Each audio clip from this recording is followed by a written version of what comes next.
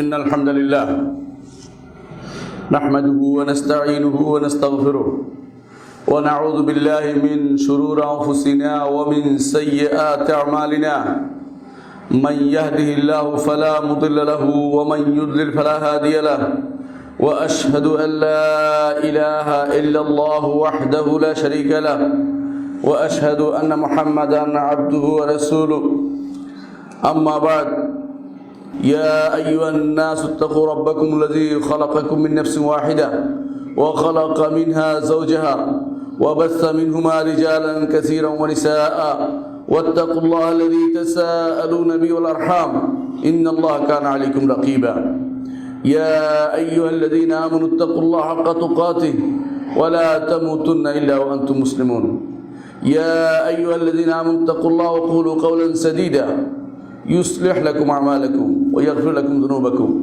ومن يطع الله ورسوله فقد فاز فوزا عظيما أيها الناس قال الله عز وجل ومن الناس من يتخذ من دون الله أندادا يحبونهم كحب الله والذين آمنوا أشد حبا لله ولو يرى الذين كفروا إذ يرون العذاب أن القوة لله جميعا وأن الله شديد العقاب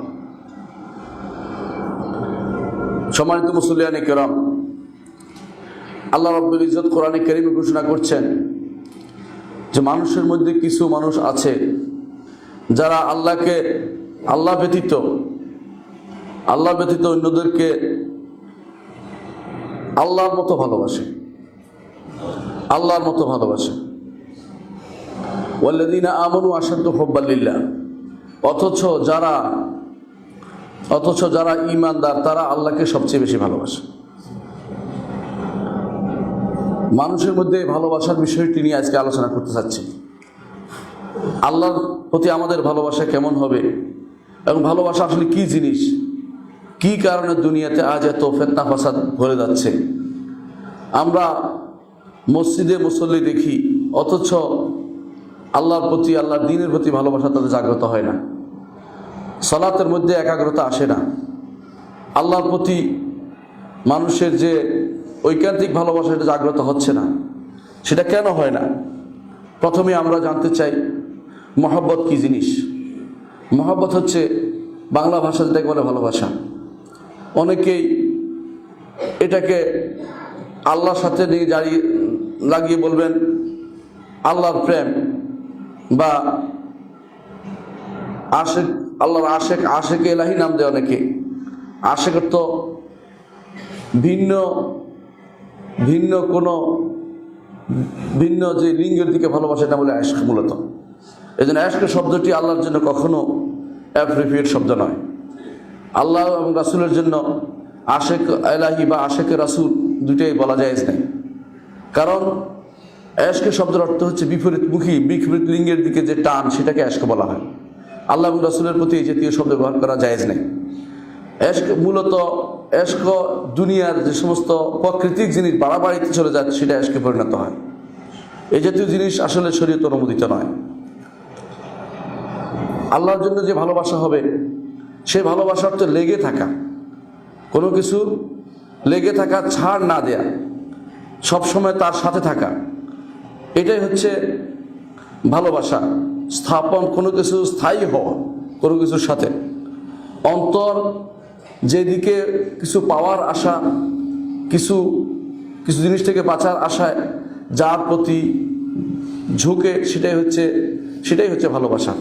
সাধারণত মানুষ যেমন বাবা মার প্রতি ভালোবাসে প্রাকৃতিকভাবে, অনুরূপভাবে খাবারের প্রতি ভালোবাসে তার খাবার শরীর টিকানোর জন্য, মনের ঝোঁক যে এটা খাইলে ভালো লাগবে, এটা হচ্ছে ভালোবাসা, স্বাভাবিক ভালোবাসা। এটা যদি যারা ভালোবাসে তাদেরকে যদি আমরা দেখি, অনেক রকমের ভালোবাসা মানুষের মধ্যে দেখা যায়। তার মধ্যে আমরা দুই ভাগে ভাগ করতে পারি। একটি হচ্ছে যে প্রাকৃতিকভাবে ভালোবাসা আপনার আমার অন্তরের মধ্যে উদয় হয়।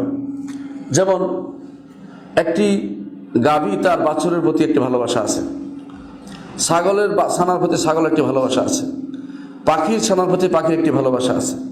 মানুষের তেমনি ভালোবাসা আছে তার সন্তানের প্রতি সে ভালোবাসে। এটাকে বলা অনুরূপভাবে পিতা সন্তানের প্রতি, সন্তান পিতার প্রতি যে ভালোবাসা আছে, এই ভালোবাসা প্রাকৃতিক ভালোবাসা। এই প্রাকৃতিক ভালোবাসাকে অস্বীকার করা যায় না। আল্লাহ তাআলা যেদিন তার নাম রহমান, তিনি আমরা সবাই জানি তার নাম রহমান। এই রহেম শব্দ থেকে যেটা উদ্ভূত, রাহেম অর্থ হচ্ছে টান। এই টানটা সেদিন থেকে তিনি সমস্ত রহমতের অধিকারী, যেদিন থেকে তার এই আর রহমান নামটি আছে। কিন্তু দুনিয়ার বুকে মানুষের মধ্যে একটা টান ঢেলে দিয়েছেন, সেটার কারণে পিতা সন্তানকে ভালোবাসে। রাসূলুল্লাহ সাল্লাল্লাহু আলাইহি ওয়াসাল্লাম বলেছেন যে 100 ভাগের 1 ভাগ তিনি দুনিয়াতে দিয়েছেন এই টানটি। সেই কারণে একটি গাভী তার সন্তানের গায়ে পা লাগবে বলে পাটা উঠিয়ে, যখন দুধ খাওয়ায় পাটা তুলে রাখে, যেন সন্তানের গায়ে যেন সেই আঘাতটা না লাগে, পায়ের চাপ না লাগে। সেই জন্য এটা হচ্ছে আল্লাহর পক্ষ থেকে ঢেলে দেয়া দুনিয়ার বুকে ভালোবাসা। এই প্রাকৃতিক ভালোবাসার কথা আমরা বলছি না। কখনো কখনো প্রাকৃতিক ভালোবাসা এমনিতে তৈরি হয়। সুন্দর জিনিস তাকিয়ে থাকার জন্য মানুষ বিভিন্ন জিনিসের জায়গায় যায়, সফর করে, কক্সবাজার যায়, কেউ নীলগিরি যায়, কেউ বিভিন্ন প্রাকৃতিক দৃশ্য দেখার জন্য যায়। এটা এক ধরনের চোখ শান্ত করার মতো ভালোবাসা। আরেকটি হচ্ছে কর্মকাণ্ডগত ভালোবাসা। যেমন আপনি কোনো কিছু ভালো দেখলে, উত্তম দেখলে, পূর্ণ দেখলে আপনার কাছে সেটাকে ভালোবাসতে ইচ্ছা করে।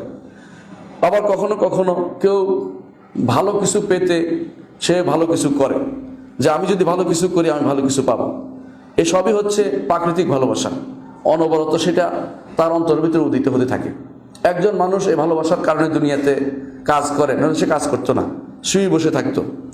আরেকটি ভালোবাসা মানুষ ইচ্ছা করে নিজে গ্রহণ করে নেয়, প্রাকৃতিক নয়, বরং সে বুঝে শুনে সেটাই গ্রহণ করে নেয়। সেটা বিভিন্ন রকম হয়, কখনো কখনো প্রাকৃতিক, কখনো প্রবৃত্তির তাড়না হয়।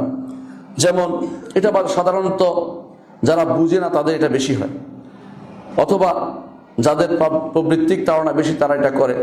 যেমন স্বামী স্ত্রীর প্রতি ভালোবাসা, অনুরূপভাবে যারা খাবারের প্রতি প্রচণ্ড ভালোবাসা, এগুলো তৈরি হয় সাধারণত নিজের ইচ্ছাকৃত, যে এই জিনিসটা আমার খুব ভালো লাগে, এটা খাবো, ইচ্ছাকৃত সেটা তৈরি হয়। কখনো কখনো কেউ আপনার উপকার করে দিলে তাকে আপনি ভালোবাসতে ইচ্ছা করেন। এই উপকারের জন্য, যেমন ব্যবসায়ীরা ব্যবসায়ীদের ভালোবাসে, শিল্পপতিরা ভালোবাসে, যে একে অপরের উপকারে লাগে। এই ভালোবাসা এটা ইচ্ছাকৃত তৈরি, এটা স্বাভাবিকভাবে তৈরি হয় না। যখন আপনি কর্মকাণ্ডে গেছেন তখন আপনার সেটা তৈরি হয়েছে। কখনো কখনো উভয় কারণে হয়। যেমন স্বামী স্ত্রীকে ভালোবাসে যে তার উপকার করবে, এই জন্য ঘর দৌড় ঠিকঠাক রাখবে। অনুরূপভাবে স্ত্রী স্বামীকে ভালোবাসে, তার প্রয়োজনীয় জিনিসগুলো এনে দিবে, অথবা তার প্রবৃত্তিক তাড়না নিবারণ করবে। উভয় কারণে হতে পারে। ভালোবাসার বিভিন্ন কারণ দুনিয়ার বুকে রয়েছে। কখনো কখনো হয় চতুর্থ যে কারণটি ভালোবাসা, সেটা হচ্ছে যে কোনো মানুষের প্রতি শ্রেষ্ঠত্ব ধারণা আসলে এবং তার কাছ থেকে জ্ঞান নিলে, তার কাছ থেকে কোনো কিছু জানতে পারলে তার প্রতি একটি ভালোবাসা তৈরি হয়। যেমন আপনারা ভালোবাসেন আপনাদের উস্তাদদেরকে, যারা এখানে খুতবা দেয় এদেরকে ভালোবাসেন, ডক্টর সাইফুল্লাহ, ডক্টর মঞ্জুর আলী, তাদেরকে ভালোবাসেন কেন? ইলমের কারণে, জ্ঞানের কারণে। এই ভালোবাসা শরীয়তে নিষিদ্ধ নয়, এটা স্থায়ী, বরং অন্যান্য ভালোবাসার চেয়ে এটা স্থায়ী। অন্যগুলো কিছুদিন থাকে আবার চলে যায়। প্রত্যেকটি জিনিসেই অনেক জিনিসের অবস্থান আপনি পরিবর্তন করেন। যা আপনি খেতে খুব ভালোবাসতেন কিন্তু আপনাকে নিষেধ করে দেওয়া হয়েছে, সেটা আপনি খেতে পারেন না, এরকম জিনিসও আছে। তো তাহলে সেই ভালোবাসাকে চলে গেল।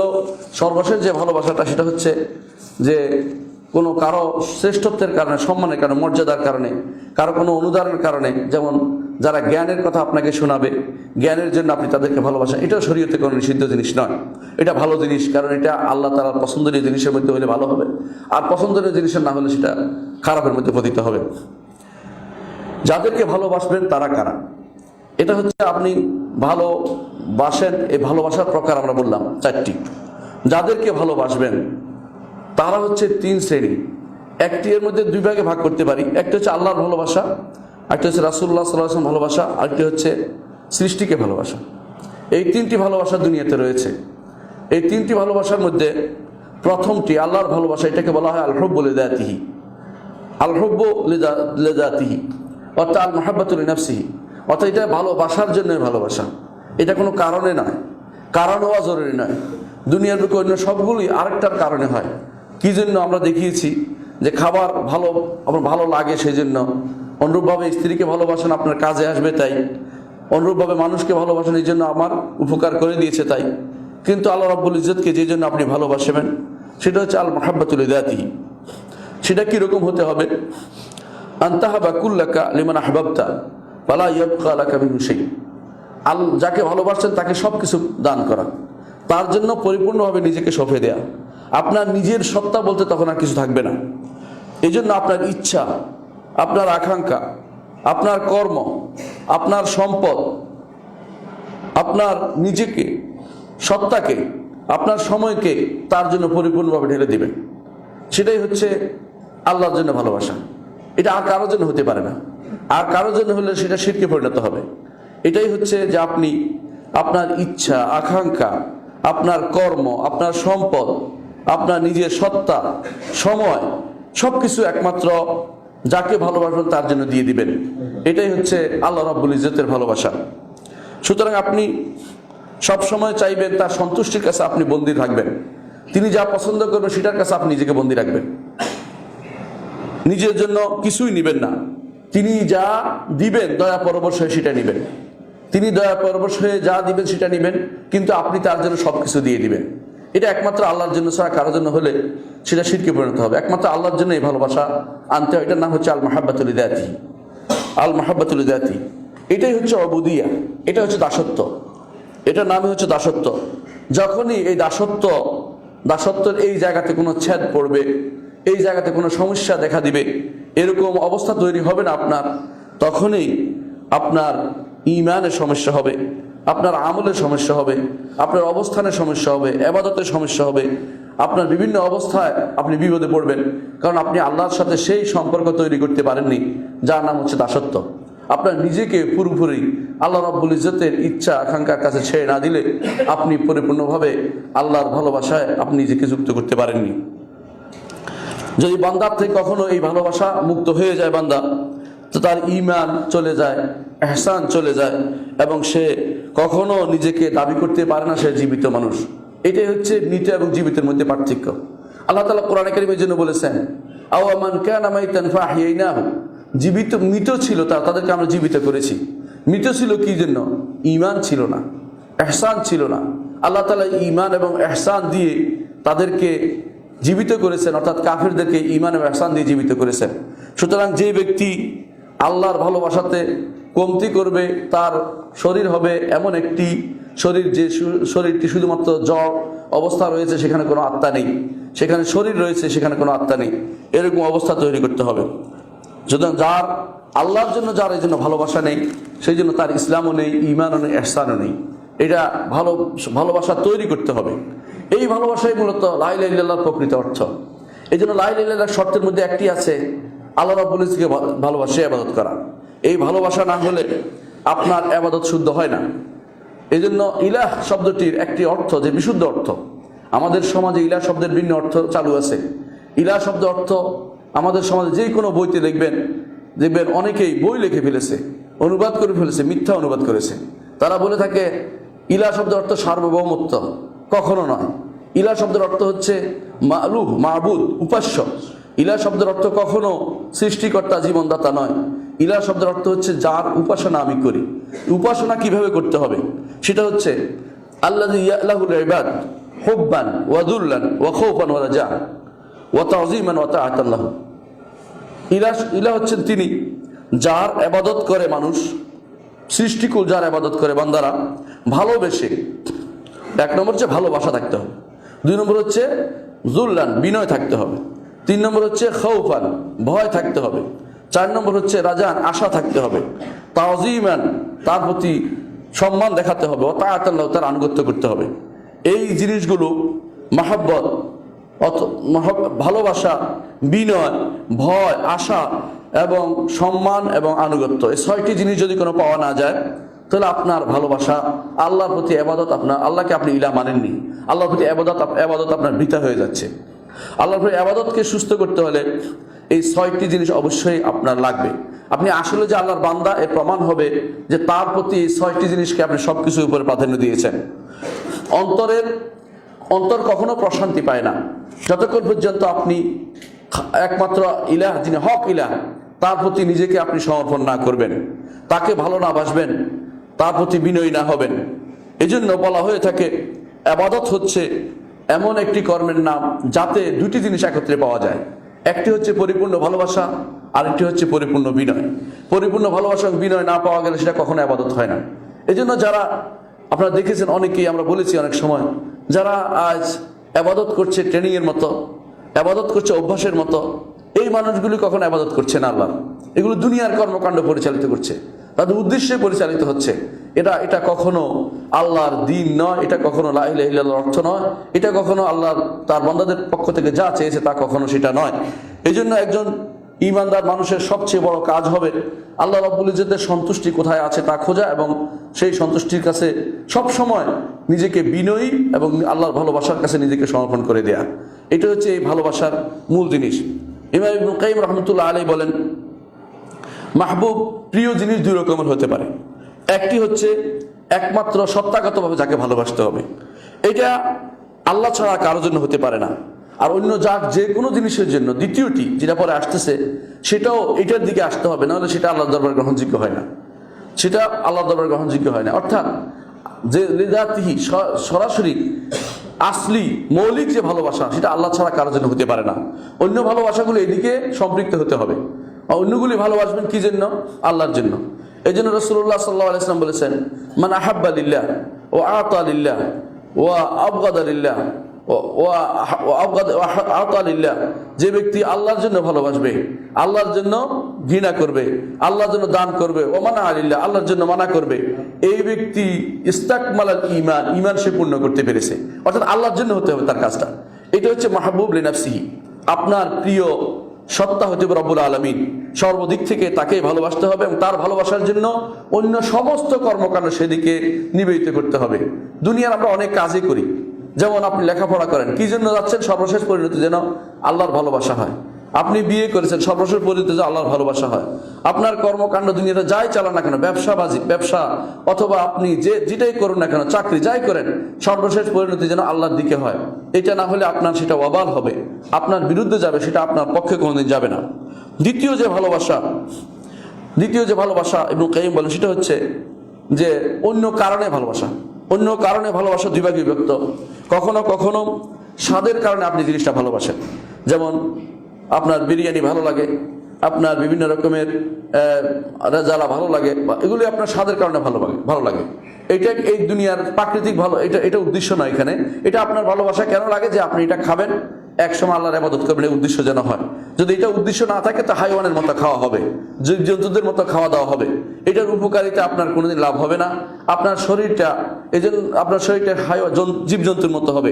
এই জন্য আল্লাহ তাআলা কোরআনে কারীম বলেছেন, ওয়াল্লাযীনা কাফারু ইয়াকুলুনা কামা তাকুল আনআম ওয়ান নারু মাসওয়াল লাহুম, যারা কাফের তারা খায় যেভাবে চতুষ্পদ জন্তু খায়, আর তাদের পরিণতি হচ্ছে জাহান্নাম। সুতরাং আপনার এই যে ভালোবেসে জিনিসটা খাচ্ছেন, এটাও আল্লাহর জন্য হতে হবে, মানে লেগাইরি হতে হবে, অন্য কারণ হতে হবে। কখনো কখনো আপনি তিতা জিনিসও খান, যেমন তিতা ওষুধ খান। এটা কি জন্য? শরীরটাকে ঠিক রাখার জন্য, যাতে করে আল্লাহর ইবাদত করতে পারেন। উদ্দেশ্যটা যেন সেদিকে হয়।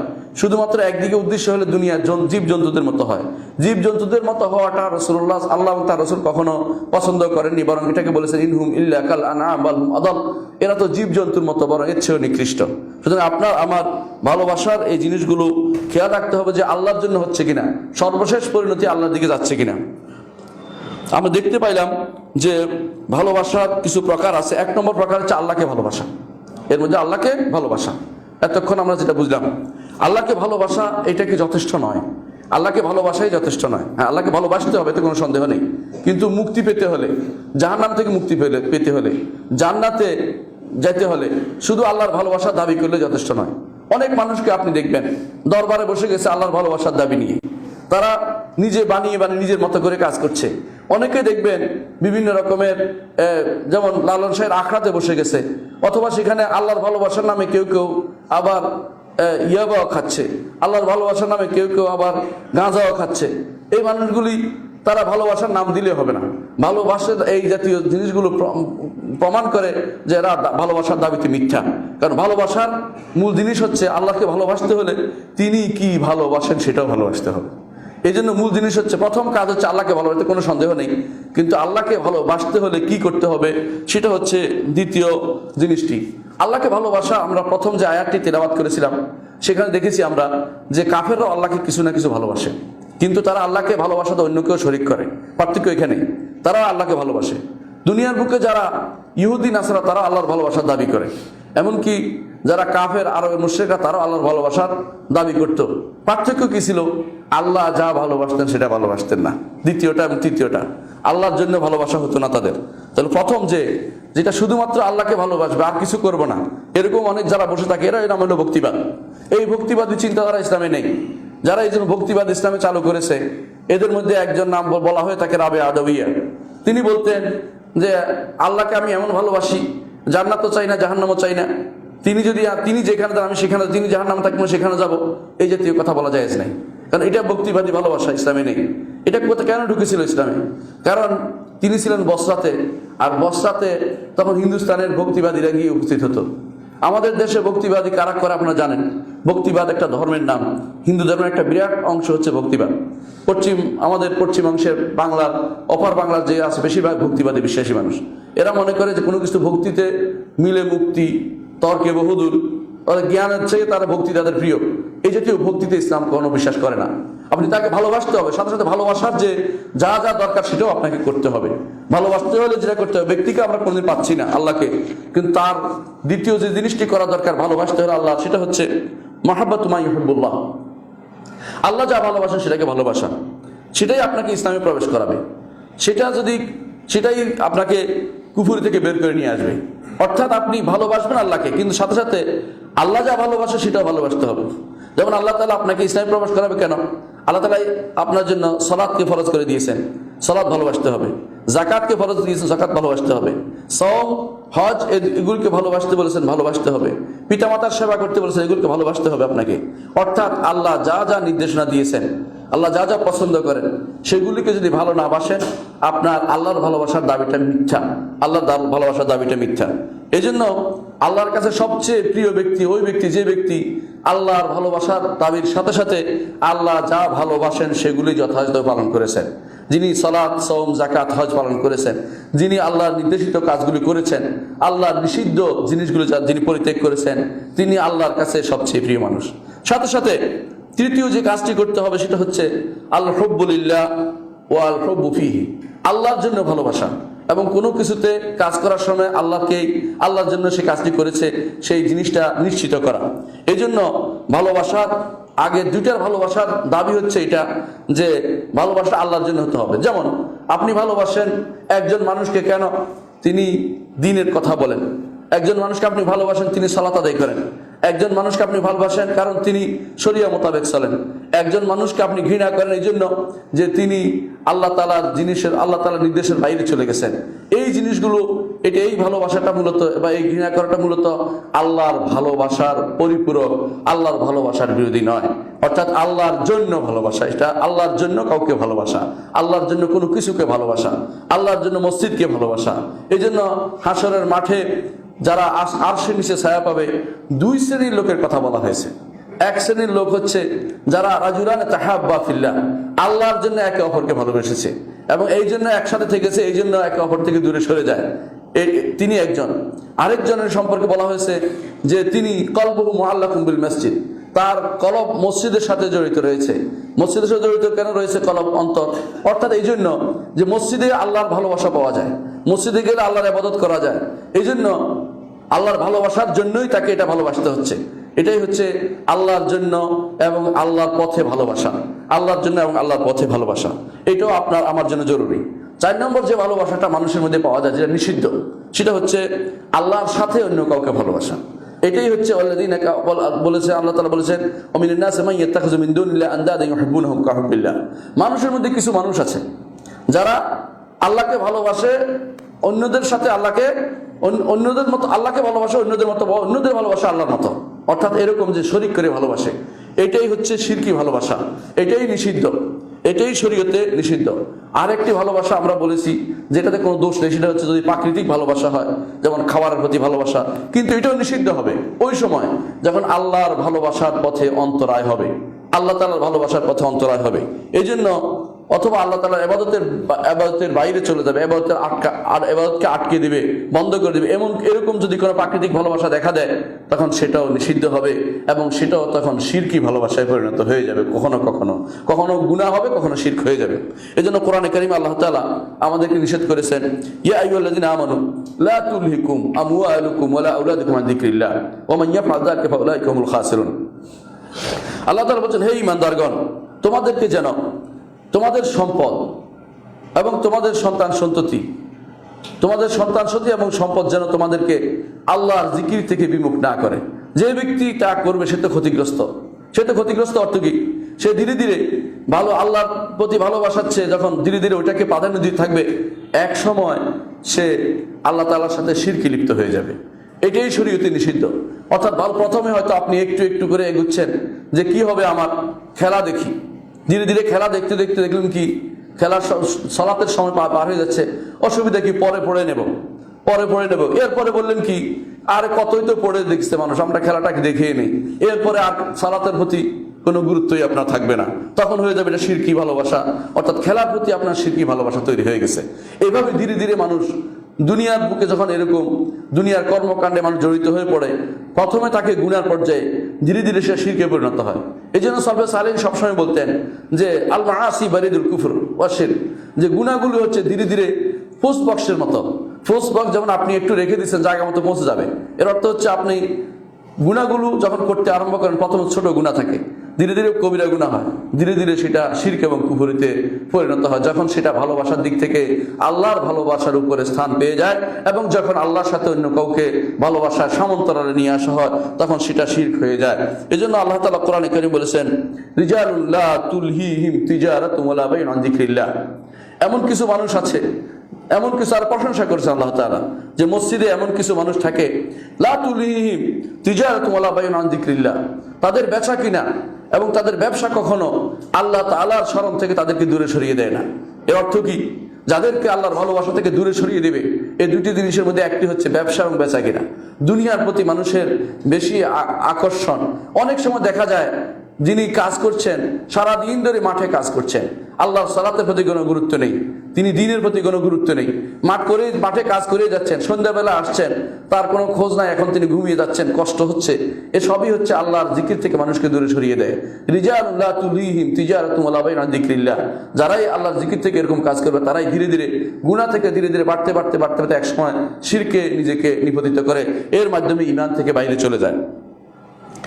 দুনিয়ার বুকে অনেক কিছু এরকম আছে।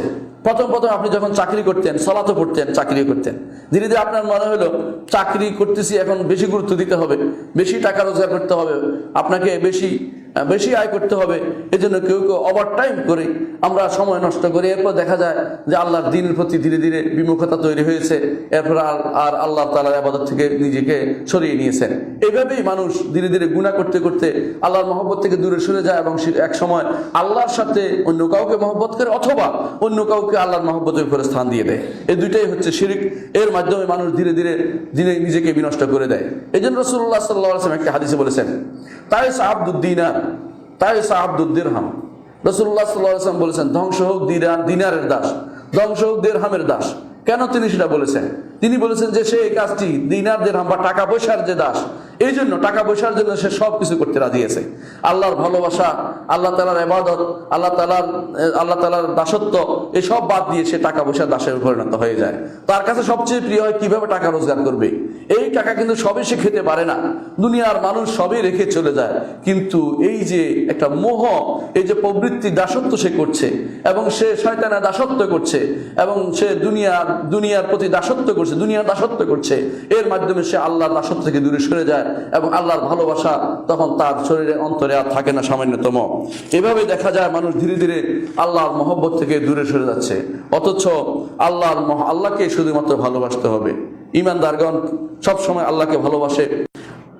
শুধু আল্লাহ কিভাবে ভালোবাসে? তারা আল্লাহকে ভালোবাসে ভালোবাসার নামে শুধু ভালো নাম মাত্র ভালোবাসা নয়, তাকে সম্মান করে এবং তার সওয়াবের আশা করে, তার শাস্তি থেকে নিজেকে মুক্তি পাওয়ার জন্য সর্বদা তটস্থ থাকে। কখন আমার উপর আল্লাহর শাস্তি এসে যাবে, কখন আমার উপর বিপদ এসে যাবে, কখন আখিরাতে আমাকে চিরস্থায়ী জাহান্নামের মধ্যে লেখা হবে, এই ভয়ে সব সময় তটস্থ থাকে। সেই ব্যক্তি হচ্ছে সত্যিকারের আল্লাহর ভালোবাসার ব্যক্তি, যিনি আল্লাহর কাছে আশা করে আবার ভয়ও থাকে। এই জন্য আমরা সবসময় বলে থাকি, একটি পাখি যেমন নেভিগেশনের জন্য তার দুটি ডানা থাকে, সাথে তার শরীরটি থাকে। তার শরীরটি হচ্ছে ভালোবাসা, শরীরটা পুরোটা যেমন ভালোবাসা, আর দুটি ডানা যেন আশা এবং ভয়। আশা এবং ভয় এই দুই ভাগে সে দুনিয়াতে চলতে হলে, নেভিগেশন করতে হলে, বিমান যেমন উঠতে হলে দুটা ডানা লাগে, পাখি যেমন উঠতে হলে দুটা ডানা লাগে, তেমনি আপনারও দুটি ডানা হচ্ছে, একটি আশা, একটি হচ্ছে ভয়। এর মাঝখানে হচ্ছে আপনার ভালোবাসায় আবাদতটা করবেন, না হলে আপনার এই দুনিয়ার প্রত্যেকটি আবাদত আপনার বন্ধ আবাদত হবে, নিষিদ্ধ আবাদত হবে এবং গ্রহণযোগ্য আবাদত হবে না। আপনি সালাত আদায় করার সময় আশা করবেন যে আমি আল্লাহর জন্য করছি প্রথমে, দ্বিতীয়ত আশা করবেন আল্লাহ কবুল করবে, তৃতীয়ত ভয় থাকবে যদি কোনো কারণে আল্লাহ কবুল না করে আমার কি উপায় হবে। এই ভয়ের মধ্যে আপনার থাকতে হবে। প্রত্যেকটি আবাদতের ক্ষেত্রে তা আমাদের মাথায় আনতে হবে। যখন একমাত্র দুনিয়ার বুকে মানুষে দেখেন, একমাত্র মানুষ কি করে সাধারণত ভালোবাসে ওই সত্তাকে যে কিছু না কিছু দেয়, কিছু না কিছু দেয় তাকে, তার অন্তরের ভিতরে একটা ভালোবাসা তৈরি হয়। হাদিয়া দিলেও দেখবেন যে ধীরে ধীরে মানুষের ভিতরে মহব্বত তৈরি হচ্ছে। রাসূলুল্লাহ সাল্লাল্লাহু আলাইহি ওয়াসাল্লাম এই জন্য বলেছেন, তাহাদু তাহাবু, হাদিয়া দাও তোমাদের মধ্যে মহব্বত তৈরি হবে। এটা দেখা পরীক্ষিত জিনিস। এটা কেউ কেউ যদি শত্রু হয়, কিছু দিলে আপনারও ধীরে ধীরে তার প্রতি অন্তরের ঘৃণা চলে যাবে এবং মনে করবে তাকে ভালোবাসতে ইচ্ছা করবে। রব্বুল ইজ্জত আপনাকে কি না দিয়েছেন, কি না দিয়েছেন। আপনি যদি কোনো নিঃশ্বাসের যে নেয়ামতটা, এটাকে যদি আপনি চিন্তা করেন তাহলে আপনি আশ্চর্য হবেন। আপনি নিঃশ্বাসের নেয়ামতটা কিভাবে চিন্তা করবেন, যে এই নিঃশ্বাস যদি আপনি কিনতে হতো কত টাকা দিয়ে কিনতে হতো। যারা আজ হাসপাতালে নিঃশ্বাস কিনে বেড়ায় দেখছেন তো, তারা একটা বিরাট বাক্স লাগায়, মাসের পরে তারা বিরাট একটা অ্যামাউন্ট দাবি করে যে এত টাকা আমাকে দাও। আল্লাহ রাব্বুল ইজ্জত আপনাকে বিনা পয়সা তা দিচ্ছেন। শুধু একটা জিনিসই আমরা দেখতে পাই, এই সামান্যতম জিনিসটাকেই আমরা কত গুরুত্বহীন ভাবছি। যদি তিনি সেটা না দিতেন, কষ্ট হলে কি করেন, যখন মানুষের শ্বাসকষ্ট হয় ওষুধ নিয়ে আসেন, হা করে থাকেন, তখন সেটার মধ্যে দিতে থাকেন কেন, নিঃশ্বাসটা যেন সুন্দরভাবে নিতে পারেন, কারণ এর মাধ্যমে আপনি বেঁচে থাকতে পারেন। এভাবে আল্লাহ তাআলার যে নেয়ামত আপনার উপর আছে সেটা আপনি কোনোদিন গুণে শেষ করতে পারবেন না। আল্লাহ তাআলা বলছেন, ওয়া মা বিকুম মিন নি'মাতিন ফামিনাল্লাহ, তোমাদের উপর যে নেয়ামত আছে তা আল্লাহর পক্ষ থেকে এসেছে। আরো বলেছেন আল্লাহ তাআলা যে ওয়া ইন তাউদু নি'মাতাল্লাহি লা তুহসুহা, আল্লাহর নেয়ামতকে যদি তোমরা গুনতে পারো, গুণে শেষ করতে পারবে না, তোমরা গুণে কখনো শেষ করতে পারবো না আমরা। সেই জন্য আল্লাহর প্রতি ভালোবাসতে হবে। কারণ এক নম্বর কারণ হচ্ছে তিনি আসলে তিনি এমন এক সত্তা, তিনি দুনিয়াতে আসার জন্য তিনি আমাদেরকে দুনিয়া সৃষ্টি অস্তিত্ব এনেছেন। তিনি আমাদেরকে যা দরকার তা দিয়েছেন না চাইতে। আপনাকে চোখ দিয়েছেন দুইটি দেখার জন্য। আপনি দুনিয়াতে এসে যদি কান্নাকাটি করে চাইতেন তাহলে আপনার মনে থাকতো যে একটা বড় নেয়ামত পেয়েছেন, বিনে কষ্টে পেয়ে গেছেন, এই জন্য সেটার প্রতি আপনার কোনো গুরুত্ব নেই। দুটি পা দিয়েছেন হাঁটতে, যার একটি পা নাই সে বুঝতে পারে কি কষ্টে আছে। আপনি অনুরূপভাবে আপনার শরীরে কোনো অঙ্গ যদি হানি হয়, আপনার যে কষ্ট হয়, তখন বুঝতে পারেন যে কি অবস্থা হয়। অনেক মানুষের দাঁত আছে, অটোমেটিক দাঁত উঠছে, সে চিন্তাও করে যে কত বড় নেয়ামত পাচ্ছে। যখন দাঁত পড়ে যায় তখন এবার দৌড়াতে থাকে কারো কাছে গিয়ে এটা করো, ওইটা করো, স্ক্যানিং করো, কেউ কেউ বলে যে আবার নতুন করে ফাইলিং করো, ইত্যাদি ইত্যাদি কত রকমের জিনিস তৈরি হয়। কেন? এই জন্য যে এই নিয়ামতটা আপনি বুঝতে শিখেছেন। এখন আল্লাহ তাআলার যে নিয়ামতগুলো আপনার উপর আছে, আপনার অস্তিত্বে আনার অংশ থেকে শুরু করে আপনি দুনিয়া থেকে যাবেন আখিরাতের জান্নাতে প্রবেশ করা পর্যন্ত, জান্নাতের পরে সব নিয়ামত আল্লাহ তাআলার পক্ষ থেকে আসছে। এই নিয়ামতগুলো একটু চিন্তা করলেই আল্লাহকে অবশ্যই আপনাকে ভালোবাসতে হবে। এই ভালোবাসার দাবি হচ্ছে আল্লাহ তাআলা যা যা করতে বলেছেন তা করা, এবং সেটা বলেছেন তিনি মুহাম্মদ রাসূলুল্লাহ সাল্লাল্লাহু আলাইহি ওয়াসাল্লামের মাধ্যমে। আল্লাহ তাআলা কোরআনে কারীমে বলছেন, কুল ইন কুনতুম তুহিব্বুনাল্লাহ ফাত্তাবিউনি ইউহিব্বুকুমুল্লাহ, হে নবী আপনি বলে দিন, যদি তোমরা সত্যি আল্লাহর ভালোবাসার দাবি করে থাকো, ভালোবাসার দাবি না শুধু ভালোবাসতেই হবে। ইমানদার যদি ভালোবাসার দাবি করে তো দাবি হয়ে যাবে, তাকে ভালোবাসতে হবে, ভালোবেসেই ইবাদতটা করতে হবে, ভালোবেসেই দান করতে হবে। কোনো উদ্দেশ্যহীনভাবে কিছু বিপরীত পাওয়ার আশা করতে পারবেন না। অনেক মানুষ দান করে, এরপরে মনে করে যে অনেক সময় আসলে কাজে লাগবে, সময় আসে কাজে লাগবে যদি আশা করেন, তখন আপনার এটা দান হলো না, আপনার এটা আল্লাহর উদ্দেশ্য হলো না, আপনার নিজের জন্য হলো, হাজ্জুন নাফস হলো, নিজের সত্তার জন্য হলো। সময় আসলে কাজে লাগার জন্য কিছু করতে পারবেন না। এই জন্য রাসূলুল্লাহ সাল্লাল্লাহু আলাইহি ওয়াসাল্লাম তিনি বলেছেন আরশের নিচে ছায়া পাবে এক শ্রেণীর মানুষ যারা এক হাতে দান করেছে যা আরেক হাত জানতে পারেনি। অর্থাৎ কেন, সে কাকে দিয়েছে এটা বড় কথা নয়, সে দিয়েছে আল্লাহকে সন্তুষ্ট করার জন্য। এই জন্য তার কোনোদিন কষ্ট হবে না, মনে কষ্ট হবে না কোনোদিন যদি আপনার ভাইকে আপনি দান করেন। এরপর আপনার যদি কোনোদিন সে মনে কষ্ট যে আপনি তাকে খোটা দিলে বোঝা গেল আপনার আগে থেকে নিয়ত শুদ্ধ ছিল না, আপনি মনে করছেন খোটা দেওয়ার জন্য তা করেছেন। এই জন্য যখনই দান করবেন আপনি একেবারে কোনো রকমের নিঃশর্তভাবে দান করবেন যে আমি দিয়েছি কি জন্য, আল্লাহকে খুশি করার জন্য। এরপর সে কি করেছে এটা আমার বড় কথা নয়, সেদিকে আর কোনোদিন ফিরে তাকাবেন না।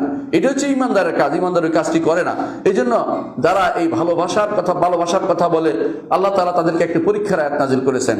আল্লাহ তাআলা বলে দিয়েছেন, কুল ইন কুনতুম তুহিব্বুনাল্লাহ ফাত্তাবিউনি ইউহিব্বুকুমুল্লাহ, যদি তোমরা সত্যি সত্যি আল্লাহর ভালোবাসার দাবিতে সত্যবাদী হয়ে থাকো তাহলে তোমরা কি করবে, অবশ্যই মুহাম্মদুর রাসূলুল্লাহ সাল্লাল্লাহু আলাইহি ওয়াসাল্লাম অনুসরণ করে যেতে হবে। পরিণামে কি হবে, ইউহিব্বুকুমুল্লাহ, আল্লাহ তোমাদেরকে ভালোবাসবেন, ওয়া ইয়াগফির লাকুম যুনুবাকুম, তোমাদের গুনাহসমূহ ক্ষমা করে দেবেন।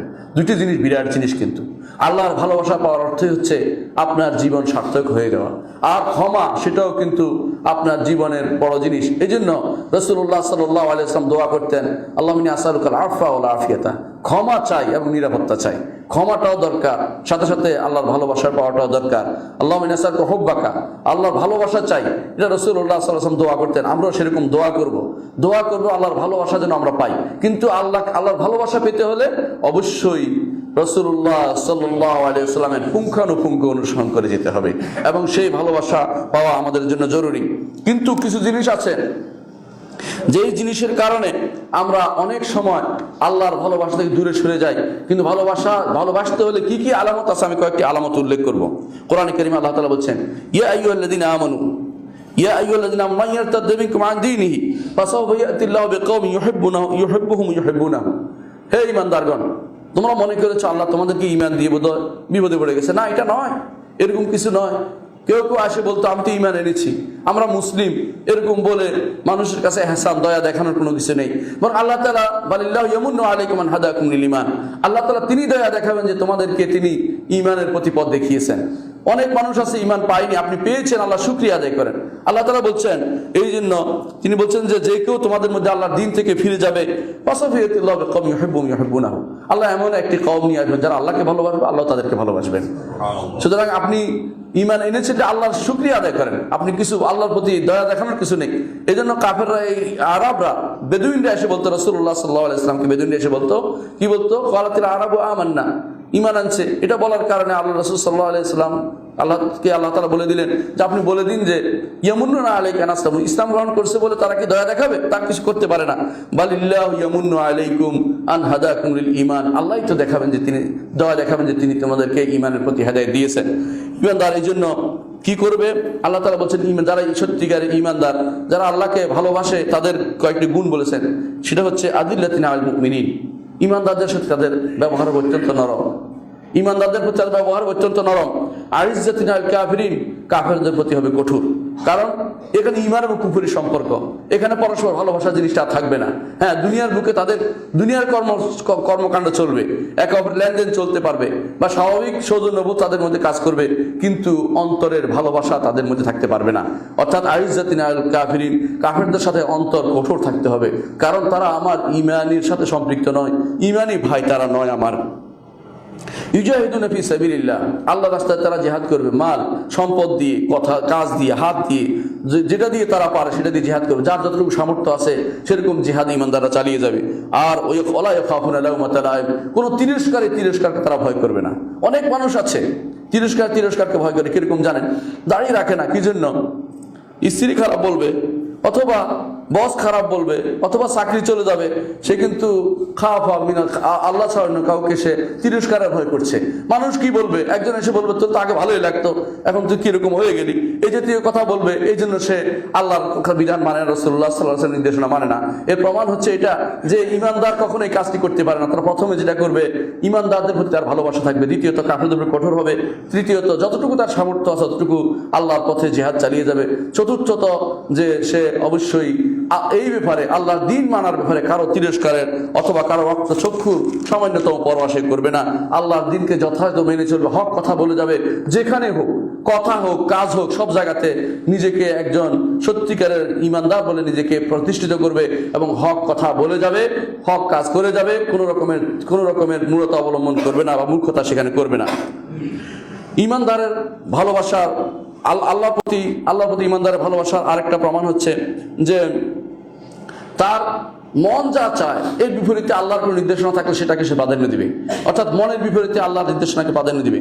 এই প্রমাণ হচ্ছে আল্লাহ তাআলা কোরআনে কারীম বলছেন, কুল ইন কানা আবাউকুম ওয়া আবনাউকুম ওয়া ইখওয়ানুকুম ওয়া আজওয়াজুকুম ওয়া আশীরাতুকুম ওয়া আমওয়ালুন ইখতারাফতুমুহা ওয়া তিজারাতুন তাখশাউনা কাসাদাহা ওয়া মাসাকিন তারদাউনা আহাব্বা ইলাইকুম মিনাল্লাহি ওয়া রাসূলিহি ওয়া জিহাদিন ফি সাবিলিহি ফাতারাব্বাসু হাত্তা ইয়াতি আল্লাহু বিআমরিহি ইন্নাল্লাহা লা ইয়াহদিল কওমাল ফাসিকিন। আল্লাহ তাআলা বলছেন, বলুন যদি তোমাদের পিতামাতা, অর্থাৎ হে ঈমানদারদেরকে তিনি বলছেন, যদি তোমাদের পিতামাতা, তোমাদের সন্তান সন্ততি, তোমাদের ভাই, তোমাদের স্ত্রী, তোমাদের জ্ঞাতি গোষ্ঠী, তোমাদের সম্পদ এবং তোমাদের ব্যবসা অথবা তোমাদের বাড়িঘর, এই 8টা জিনিসকে তিনি উল্লেখ করেছেন। এগুলিকে বলা সওয়ার সামানিয়া, 8টি জিনিস যা মানুষকে আল্লাহর ভালোবাসা থেকে দূরে রাখে। অনেক সময় পিতামাতার কথা শুনতে গিয়ে আল্লাহর ভালো দূরে চলে যায়। পিতামাতা কাফের থাকলে তারা কাফের বানাতে চায়। পিতামাতা সন্তান সন্ততির কারণে আল্লাহর ভালো দূরে সরে যায়। কেন? এত সম্পদ কিন্তু মানুষের লাগে না, সমস্ত সম্পদ সন্তানের জন্য জোগাড় করতেছে। সন্তান কিন্তু সেগুলিকে একেবারে নিলাম দরে বিক্রি করে খাবে, সে চোখ বন্ধ করলেই চলে। এরপরে তার ভাই, অনেক সময় ভাইয়ের কারণে সে ভাইয়ের কথা শোনার জন্য শরীয়তকে লঙ্ঘন করছে, অনেক সময় স্ত্রীদের কথা শোনার জন্য, পাশের বাড়ির মানুষ সোফা সেট কিনে আনছে, ওনাকে সোফা সেট কিনতে হবে, এই জন্য চুরি করতেও সে রাজি আছে। সরকারি সম্পদ হতে শুরু করে দুনিয়ার সমস্ত জিনিস সে করবে, কারণ বউয়ের মনোরঞ্জন তার দরকার, বউয়ের মনোরঞ্জন দরকার। স্বামীর মনোরঞ্জনের জন্য মানুষ দেশের বাইরে চলে যায়, অনেক সময় শরীয়ত অনুমোদন করে না, সেটাও সে করে। এটাও শরীয়ত অনুমোদন করে না, এটাও হারাম, কারণ এটাও আল্লাহর ভালোবাসা থেকে মানুষ দূরে সরিয়ে দিচ্ছে। বংশ গোষ্ঠী বা তার জাতি অথবা তার দলের জন্য অনেকেই শরীয়তকে লঙ্ঘন করে চলেছে। অনেক সময় সম্পদ রক্ষার্থে শরীয়ত লঙ্ঘন করে চলেছে, অনেক সময় নিজের ব্যবসা রক্ষার্থে শরীয়ত লঙ্ঘন করে চলেছে, অনেক সময় নিজের বাড়িঘর ছেড়ে যাবে না, কারণ এই বাড়িঘর কোনো আল্লাহর পথে কিছু দিতে রাজি হয় না, যাকাত দিতে রাজি হয় না, একমাত্র কারণ হচ্ছে কারণ তার বাড়িঘরের প্রতি মায়া। এই 8টি জিনিসকে শরীয়ত বলেছে আল্লাহর ভালোবাসার পথের অন্তরায়। আল্লাহর ভালোবাসার পথের অন্তরায়গুলো, এগুলো যদি কারো থাকে, আল্লাহ তাআলা বলছেন ফাতারাব্বাসু, অপেক্ষা করো, হাত্তা ইয়াতি আল্লাহু বিআমরি, আল্লাহর পক্ষ থেকে শাস্তি আসার অপেক্ষা করো। ওয়াল্লাহু লা ইয়াহদিল কওমাল ফাসিকিন, এই ফাসিকদেরকে আল্লাহ তাআলা হেদায়েত পথ দেখান না। কাফের ফাসিকদের কখনো আল্লাহ তাআলা হেদায়েত পথ দেখাচ্ছেন না, হেদায়েত দেন না। হেদায়েত দেখান, হেদায়েতের জন্য তিনি নবী পাঠিয়েছেন, তিনি রাসূল পাঠিয়েছেন, হেদায়েতের জন্য তিনি কোরআন দিয়েছেন এবং হেদায়েতের জন্য আলেমদেরকে পাঠিয়েছেন যুগ যুগ ধরে। কিন্তু হেদায়েত দেন তাদেরকে যাদের অন্তর আল্লাহর প্রতি আকৃষ্ট হয় এবং যারা ছাড় দিতে রাজি হয়, যারা এই জন্য ঈমান এবং বুখল একসাথে থাকতে পারে না, কৃপণতা এবং ঈমান একসাথে থাকে না। কারণ যারা ছাড় দিবে না, আল্লাহর জন্য কোনো ছাড় দিতে রাজি হবে না, তারা কখনো ঈমান নামক নেয়ামতটি তারা পেতে পারে না। সেজন্য যে ব্যক্তি আপনি দেখবেন আজান হয়ে গেছে জুমার, যে ব্যক্তি ব্যবসা করছে, আপনি কি মনে করেন সে আল্লাহর ভালোবাসায় ব্যবসা করছে? কখনো না। আল্লাহর ভালোবাসার অন্তরায় সে কাজটি করছে। আল্লাহ তাআলা কোরআনে কারীমে বলেছেন, ইয়া আইয়ুহাল্লাযীনা আমানু ইযা নুদিয়া লিস-সালাতি মিন ইয়াউমিল জুমআতি ফাসআউ ইলা যিকরিল্লাহি ওয়া যারুল বাই'। হে ঈমানদারগণ, যখন জুমার দিনে যখন সালাতের আজান হয়ে যাবে, তখন তোমরা ব্যবসা ছেড়ে দাও, তোমরা আল্লাহর জিকিরের দিকে চলে আসো।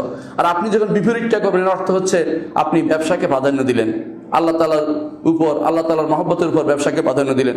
অনুরূপভাবে যেই ব্যবসায়ী সম্পদ নিচ্ছে, হারাম বিবেচনা করছে না, আল্লাহ তাআলাকে ভালোবাসেননি আপনি, বরং আপনি কৃপণতা করছে। আল্লাহ তাআলা বলে দিয়েছেন, ওয়ালা ইয়াহসাবান্নাল্লাযীনা ইয়াবখালুনা বিমা আতাহুমুল্লাহু মিন ফাদলি হুয়া খায়রুল লাহুম।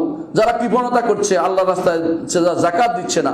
অনেক ব্যবসায়ী এখন যাকাত দেয় না, শত ব্যবসায়ী যাকাতের হিসাবও করে না। আমাকে অনেক ব্যবসায়ী স্ত্রী পর্যন্ত মাঝে মধ্যে ফোন করে বলে যে ওনাকে বুঝিয়েছি, উনি তো বুঝে না, উনি শুধু সম্পদে বুঝে যাকাত দিতে জানে না। আমি বললাম, আপনার হাতে যতটুকু আছে ততটুকু দিয়ে দেন, ওনাকে আপনি বুঝাতেই থাকুন, কারণ দায়িত্ব এটা। একজন মানুষের দায়িত্ব হচ্ছে যাকাত যদি না দেয় কি হবে? আল্লাহ তাআলা কোরআনে কারীম বলছেন,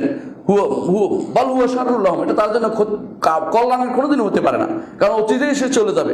যাওয়ার পর কি হবে? আল্লাহ তাআলা বলছেন সাইয়ুতাওয়াকুনা মা বাখিলু বিহি ইয়াওমাল কিয়ামা, যেটা সে কৃপণতা করে আল্লাহর যাকাত দেয়নি সেটা কিয়ামতের দিন তার গলায় পেঁচিয়ে দেওয়া হবে, সাপ হয়ে সে কামড় দিতে থাকবে, তাকে কঠিনভাবে এই শাস্তি তার উপর পতিত হবে। কেন?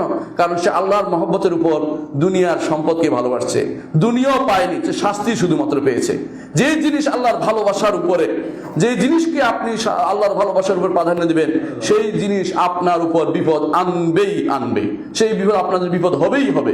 সেই জিনিস কখনো আপনার কোনো কল্যাণে লাগবে না। এটা শুধুমাত্র আপনি হয়তো দেখতে পাচ্ছেন যেটা আপনার কল্যাণে লাগছে, কিন্তু এটা আসলে স্থায়ী কোনো কল্যাণ আপনার জন্য আনবে না। অস্থায়ী হয়তো কিছু সাময়িক আপনি ভালো লাগতেছে, মানসিক ভালো লাগতেছে, কিন্তু আল্লাহর দরবার সেটা কখনো গ্রহণযোগ্য হয় না। অনেক সন্তান আছে, অনেক বাবা আছে সন্তানকে ঘুমাতে দিয়ে চলে আসছেন, আপনি বহু খুশি। কি জন্য? যে সন্তান উঠে চাকরিতে যাবে, ক্লাসে যাবে, তার অনেক কাজ আছে। ফজরের সালাতে আপনি তাকে ডেকে দেননি বা ফজরের সালাতে হাজির করাননি, আপনি মনে করছেন কত ভালো কাজ করছেন। না, আপনি আপনার ভালোবাসার উপরে সন্তানকে স্থান দিয়েছেন। এই জন্য আল্লাহ তাআলা বলছেন কেন 8টি জিনিস আপনাকে আল্লাহর মহব্বত থেকে দূরে সরিয়ে দেওয়ার মধ্যে একটি হচ্ছে সন্তান।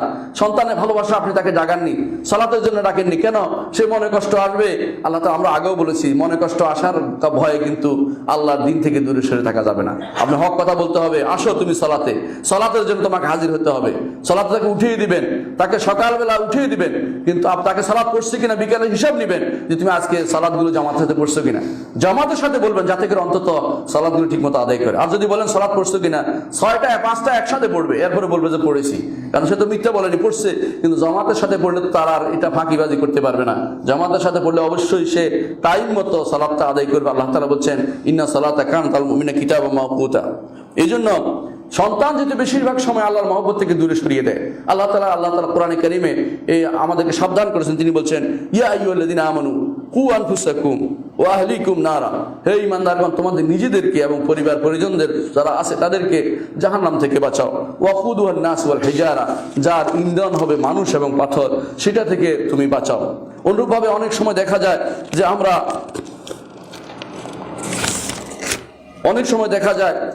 অনেক সন্তানকে বলি না, তার বয়স হয়ে গেছে, অনেকে আবার দেখে বয়স হওয়ার পরে বলে যে আমার বিবাহের বয়স হয়েছে, বাবা দেখে না। কিন্তু আপনার যে সালাতের বয়স হয়েছে এটা তো আপনি চিন্তা করেন না। অনেক মানুষ আছে নিজে সালাত আদায় করে না, কিন্তু অন্য ওয়াজিব ঠিকই বুঝে, কিন্তু আল্লাহর কর্তব্যটা কখনো সে চিন্তা করে না। আল্লাহর প্রতি আমার কি কর্তব্য রয়েছে, কারণ আল্লাহর প্রতি ভালোবাসা তার নাই। ভালোবাসা না থাকার কারণে সেটাই সমস্যা তৈরি হয়েছে। ছোট কাল থেকে তাদেরকে তৈরি করতে হবে আল্লাহর ভালোবাসার উপরে। আল্লাহ তাআলা রাসূলুল্লাহ সাল্লাল্লাহু আলাইহি ওয়াসাল্লাম বলেছেন মুরু আবনাআকুম বিসসালাতি ইযা বালাগু সাবআন ওয়াদরিবু আলাইহি ইযা বালাগু আশরান, তোমাদের সন্তানদেরকে 7 বছর বয়সে সালাতের নির্দেশ দাও, 10 বছর হলে তাদেরকে মারো। আপনি জানেন যে 10 বছর বয়স তাদের ফরজ হয় না। মারতে কেন বলা হয়েছে? কারণ এই বয়সে যদি ঠিক না হয়, বড় হলে আর সালাত আদায় করবে না। এর জন্য আপনি গুনাহগার হবেন, পরিবার সবাই গুনাহগার হবে, কারণ তাদের জন্য আপনি এত খাটাখাটি করছেন, অথচ তারা আল্লাহর মহব্বত থেকে দূরে সরে গেছে, আপনি তাদেরকে কিছুই করছেন না। আল্লাহর মহব্বত থেকে আপনিও দূরে সরে গেছেন তাদের কারণে, এটা কখনো হতে পারে না। এই জন্য ইব্রাহিম আলাইহিস সালাতু ওয়াস সালাম তিনি নিজের সন্তানকে কোরবানি দিতে রাজি হয়ে গেছেন। কেন? আল্লাহর মহব্বতে, আল্লাহ নির্দেশ দিয়েছেন সেটা তিনি করেছেন। কারণ এটা আমরা আপনাদের করতে বলছি না, কিন্তু তিনি নবীদের স্বপ্ন ওহী হয়ে থাকে, সেজন্য তিনি সেটা করেছেন। কেন করেছেন? আল্লাহর মহব্বত, আল্লাহ বলেছেন, আল্লাহ নির্দেশকে প্রতিপালন করতে হবে, সেজন্য তিনি সেটা করেছেন। আপনাকেও সেরকম সন্তানকে কোরবানি দিতে বলা হচ্ছে না, আপনাকে বলা হচ্ছে যে সন্তানকে দ্বীনের পথে নিয়ে আসুন। আপনাকে বলা হচ্ছে আপনার হক সন্তান, আপনার সম্পদে আল্লাহর হকটা দিয়ে দিন। আল্লাহ যদি ভালোবেসে থাকেন আপনাকে, সেজন্য সেটা করতে হবে। রাসূলুল্লাহ সাল্লাল্লাহু আলাইহি ওয়াসাল্লাম বলেছেন 3টি জিনিস যদি কারোর মধ্যে পাওয়া যায় তাহলে সে অবশ্যই ঈমানের স্বাদ পেয়েছে। একটি হচ্ছে আল্লাহ এবং তার রাসূল তার কাছে বেশি প্রিয় হবে দুনিয়ার সবকিছুর চেয়ে। 2 নম্বর হচ্ছে একজন মানুষকে ভালোবাসবে শুধুমাত্র আল্লাহর জন্য, সে ভালোবাসবে। আর 3 নম্বর হচ্ছে কুফরের দিকে ফিরে যেতে সে এত ঘৃণা করে, যেমনিভাবে আগুনে ঝাঁপ দিতে সে ঘৃণা করে, আগুনে ঝাঁপ দিতে সে ভয় পায়, সেরকম কাজ সে ভয় পায়।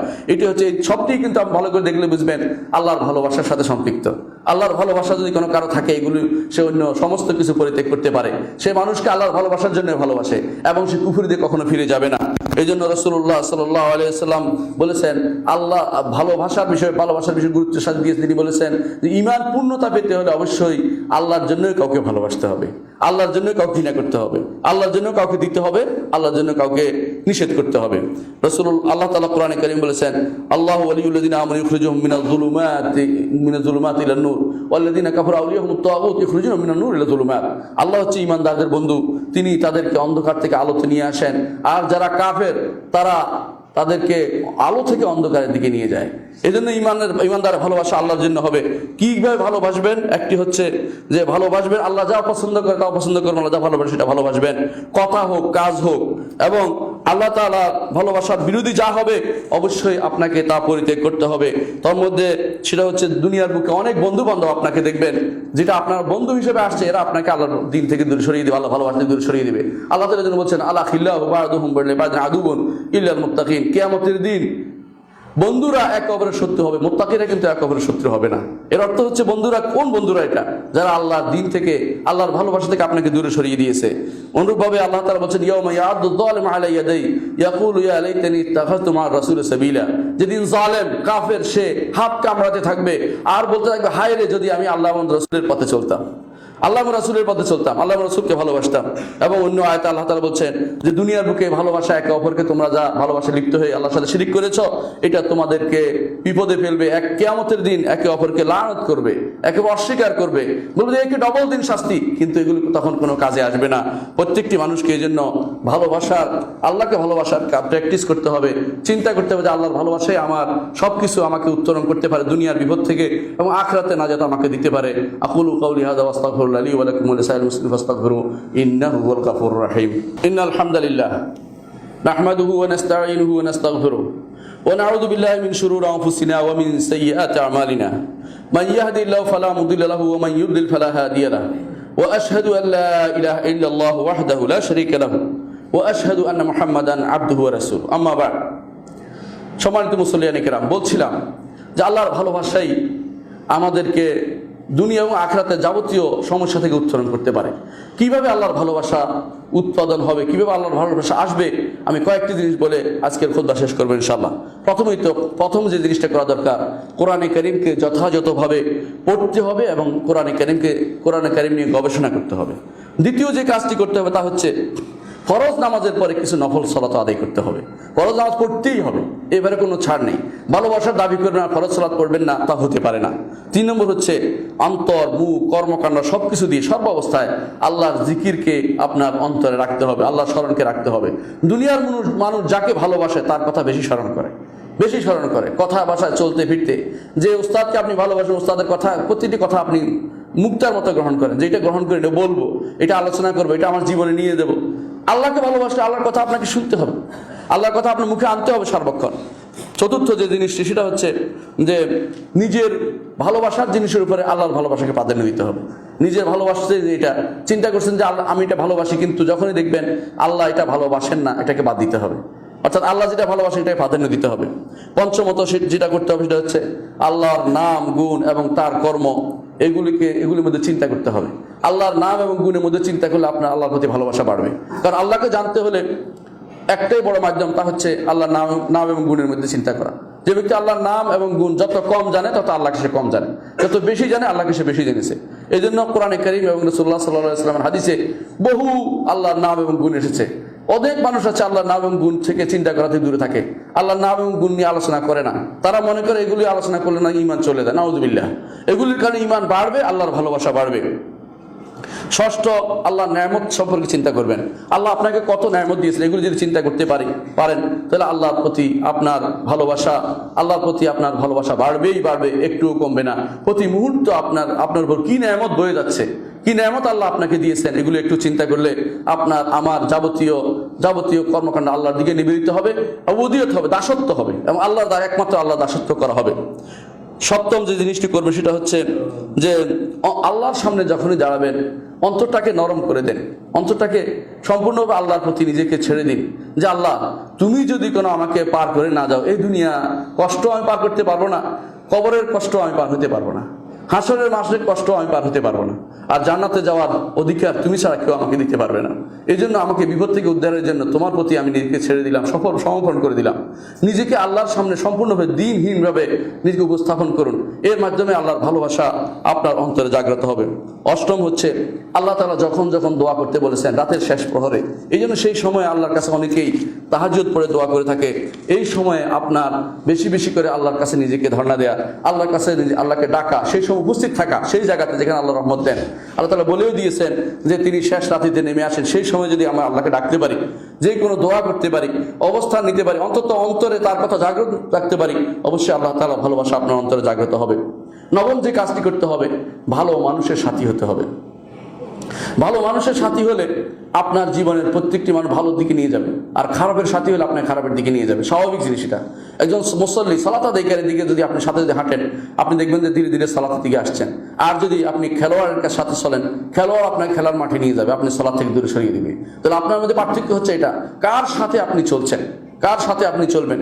এর মধ্যে যদি ভালো মানুষ সাথী হন, আল্লাহর কথা স্মরণ করিয়ে দিবে। দশম হচ্ছে যে সমস্ত জিনিস আল্লাহ থেকে দূরে সরিয়ে দেয়, আল্লাহর মহব্বত থেকে দূরে সরিয়ে দেয়, সেই জিনিসগুলো থেকে সরে যেতে হবে। অনেক যত আনন্দের জিনিস হোক না কেন, যত ভালো জিনিস আপনার কাছে মনে হচ্ছে, যখনই আপনি দেখবেন যে এটা আল্লাহর দিন থেকে মানুষকে দূরে সরিয়ে দিচ্ছে, তখনই আপনার উচিত হবে তা থেকে, এই লোক থেকে, এই কর্ম থেকে, এই জিনিস থেকে, যেটাই হোক না কেন, এটা থেকে দূরে সরে আসা। চিন্তা করে দেখুন, যখন সুলাইমান আলাইহিস সালাতু ওয়াস সালাম, তার কাছে ডানাওয়ালা ঘোড়া নিয়ে আসা হলো, ডানাওয়ালা ঘোড়া নিয়ে আসা হলো। তিনি সেটা দেখতে দেখতে সূর্য ডুবে গেল। তিনি বললেন যে এগুলো ফেরত নিয়ে আসা, সবগুলো ডানা কেটে দাও। যেই কারণে আমি রব্বুল আলামিনের স্মরণ থেকে দূরে সরে গেছি, সেই কারণ আমি আর রাখবো না, সেগুলো তিনি রাখেন নাই। এরকম ইমানদার হতে হয় আমাদেরকে, যে আল্লাহর ভালোবাসা থেকে দূরে সরিয়ে দিবে এমন কোনো জিনিস আমার প্রয়োজন নেই। এই জিনিস থেকে আমি অবশ্যই সেটাকে ছেড়ে দেবো। আল্লাহর ভালোবাসাকে আমি সব কিছুর উপরে প্রাধান্য দেবো। আল্লাহর ভালোবাসা প্রাধান্য দিলে দুনিয়া বা আখরাতে যে জিনিসটি আমাদের প্রাপ্তি হবে, তা হচ্ছে দুনিয়াতে আপনি আত্মিক প্রশান্তি পাবেন, আর আখরাতে আল্লাহর জান্নাত পাবে, ধন্য হবেন। আল্লাহ সাল্লু আলা সাইয়্যিদিল বাশারিয়া কামা আমারাল্লাহু আযজা ওয়া জাল্লা ফি কিতাবিহি ওয়া থান্না বিমালাইকাতিহি মুসাব্বিহাতিল কুদসি ওয়া থাল্লাথা বিকুম আইয়ুহাল মুমিনুন ফাকালা তাআলা মুখবিরান ওয়া আমিরা ইন্নাল্লাহা ওয়া মালাইকাতাহু ইউসাল্লুনা আলান নবী ইয়া আইয়ুহাল্লাযিনা আমানু সাল্লু আলাইহি ওয়া সাল্লিমু তাসলিমা। وقال النبي صلى الله عليه وسلم من صلى عليه مرة صلى الله عليه بعشرا فقل اللهم صل على محمد وعلى آل محمد كما صليت على إبراهيم وعلى آل إبراهيم إنك حميد مجيد اللهم بارك على محمد وعلى آل محمد كما باركت على إبراهيم وعلى آل إبراهيم إنك حميد مجيد اللهم ارض عن الخلفاء الراشدين أبي بكر وعمر وعثمان وعلي وأن سائر الصحابة والتابعين رضوان الله عليهم أجمعين اللهم اغفر لنا ولإخواننا الذين سبقونا بالإيمان ولا تجعل في قلوبنا غلا للذين آمنوا ربنا إنك رؤوف رحيم اللهم انصر المسلمين في كل مكان وأيدهم بتأييدك يا رحمن الله মুসলিমদের তুমি সাহায্য করো আল্লাহ। আল্লাহ কাফেরদের বিরুদ্ধে আমাদের তুমি সাহায্য করো আল্লাহ। আল্লাহ আমাদেরকে দ্বীনের উপর রাখো আল্লাহ। আল্লাহ আমাদেরকে তুমি তোমার ভালোবাসা দিয়ে সিক্ত করে দাও আল্লাহ। আল্লাহ তোমার ভালোবাসার মধ্যে অন্তরা হয় এমন সব জিনিস থেকে আমাদেরকে দূরে রাখো আল্লাহ। আমাদেরকে তোমার দ্বীন বুঝার তৌফিক দান করো আল্লাহ। দ্বীনের উপর অটল রাখো আল্লাহ। তোমার রাসূলকে ভালোবাসার তৌফিক দান করো আল্লাহ। আল্লাহ যারা তোমাকে ভালোবাসে তাদেরকে ভালোবাসার তৌফিক আমাদের দান করো আল্লাহ। আল্লাহুম্মা ইগফির ওয়ারহাম আনতা খায়রুর রাহিমিন ইবাদাল্লাহ রাহিমাকুমুল্লাহ ইন্নাল্লাহা ইয়া'মুরু বিল আদলি ওয়াল ইহসান ওয়া ইতা'i যিল কুরবা ওয়া ইয়ানহা আনিল ফাহশা'i ওয়াল মুনকারি ওয়াল বাগই ইয়া'iদুকুম লা'আল্লাকুম তাযাক্কারুন ওয়া লাযিকরুল্লাহি আকবার ওয়াল্লাহু ইয়া'লামু মা তাসনাউন।